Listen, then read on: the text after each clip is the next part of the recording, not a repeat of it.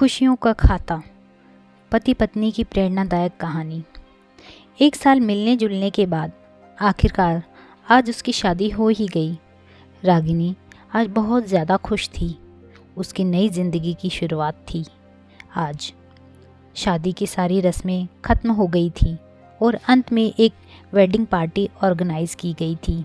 शादी के कीमती से कीमती तोहफे उन्हें मिले थे, लेकिन माँ ने कुछ अलग ही तोहफा रागिनी को दिया था। माँ ने रागिनी को एक नई बैंक की पासबुक दी और कहा, बेटा यह सेविंग अकाउंट मैंने तुम्हारे नाम पर खोला है और इसमें 1 लाख जमा कर दिए हैं। माँ ने आगे कहा, मेरी प्यारी बेटी, इस पासबुक को लो और इसे अपनी शादी की उन खूबसूरत यादों की तरह रखो जो तुम्हें ज़िंदगी भर याद रहेंगी। जब जब कुछ अच्छा और यादगार तुम्हारी ज़िंदगी में घटे तो इसमें कुछ रकम जमा कर दिया करना, और यह रकम किस कारण से जमा कर रही हो यह ज़रूर मेंशन करना। जितनी ज़्यादा खुशी का दिन होगा उतने ज़्यादा पैसे तुम इसमें जमा करना। पहली राशि मैंने तुम्हारे लिए जमा कर दी है, अब इसे आगे तुम अपने पति के साथ बढ़ाना, और जब कई सालों बाद तुम इसे देखोगी तो तुम्हें पता चलेगा कि तुमने अपने जीवन में एक दूसरे के साथ कितनी खुशी के पल साथ में जिए हैं। रागिनी बाद में यह बात अपने पति को बताई। दोनों को ही यह सुझाव बड़ा ही पसंद आया और अब वह दोनों ही उस वक्त का इंतज़ार करने लगे जब इस खाते में कुछ पैसे जमा करा पाएँ। महीनों बाद उनके पासबुक कुछ इस तरह से दिखाई देने लगी। 19 जनवरी 10,000 शादी के बाद पति का पहला बर्थडे मनाया। 27 फरवरी 20,000 पत्नी को नौकरी मिली। 25 मई 20,000 वेकेशन शिमला में। 2 जून 50,000 पत्नी प्रेग्नेंट हुई। 22 जुलाई 40,000 पति को तरक्की मिली, और ये सिलसिला आगे बढ़ता रहा। पर जैसे जैसे समय बीतने लगा, साल बढ़ने लगे, दोनों में झगड़े होने लगे। छोटी छोटी बातों पर वे अक्सर एक दूसरे के साथ बहस करते, कभी कभी बिना बात के ही झगड़ा करने लगते। धीरे धीरे दोनों के बीच बातें बंद हो गई। वह दोनों ही अब अपनी शादी के फैसले पर पछताने लगे। दोनों को ही ऐसा लगने लगा कि उन्होंने दुनिया के सबसे घटिया इंसान से शादी की।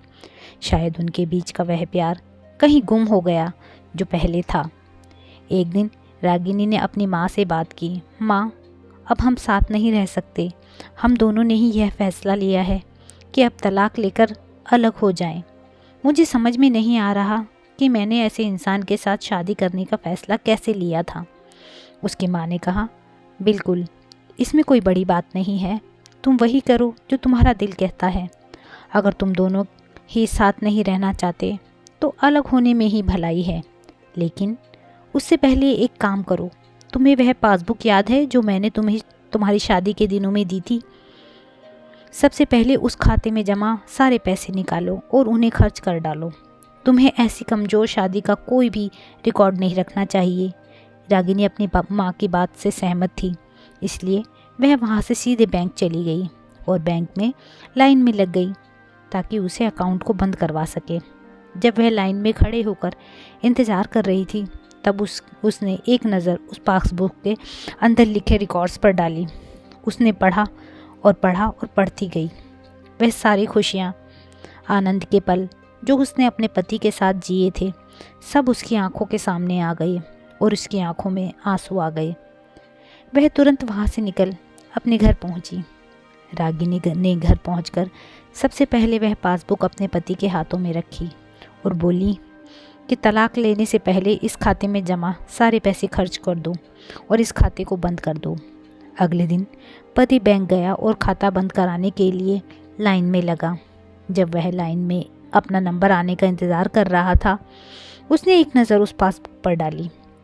उसने पासबुक के अंदर रिकॉर्ड्स को पढ़ा और पढ़ते ही गया। भूतकाल में अपनी पत्नी के संग जिए वह खुशियों के पल, वह सुंदर यादें, वह प्यार के पल उसकी नज़रों के सामने किसी मूवी की तरह चलने लगे। थोड़ी देर बाद वह भी बैंक से निकला और सीधे घर पहुंचा। घर पहुंचकर पासबुक उसने रागिनी के हाथ में रख दी।